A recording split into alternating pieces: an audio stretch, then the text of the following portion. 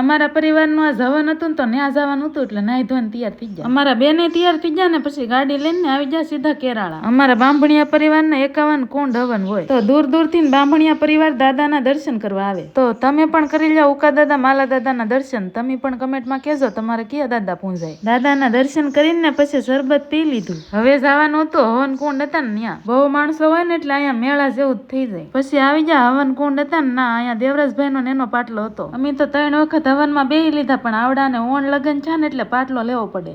અરે અહીંયા અશોક દાદા ને એ પણ બેઠેલા હતા. અહીંયા રાહુલભાઈ અને ચેતનાબેન એને પણ પાટલો રાખેલો હતો એ પણ બેઠેલા હતા. તો થોડીક વાર એની પાસે બેઠા ને પછી બહુ ગરમી થવા મળી એટલે ભાગ્યા. તાર રસ્તામાં સબસ્ક્રાઈબર મળી ગયા ઘણા બધા. પછી એની હારે 1-2 ફોટા પડાવ્યા. બહુ તડકો હતો ને એટલે ક્રિશાન અને કૌશિકે 2 ગોળો લઈ લીધો. મારે લીંબુ શરબત પીવું એટલે મેં લીંબુ શરબત લઈ લીધું. થોડીક ખરીદી કરીને સીધા આવી ગયા પછી પ્રસાદી લેવા. અહીંયા ભાવબેન ને એ પ્રસાદી લેવા આવેલા હતા એટલે બધા પ્રસાદી લઈ લીધી ને પછી બેહી ગયા જમવા. પ્રસાદી લીધી ને તો અમારા બીજા સબસ્ક્રાઈબર મળી જાય એને બાય બાય કરીને પછી આવી ગયા ઘેરે. તમે લાઈક શેર ને સબસ્ક્રાઈબ કરતા જાજો.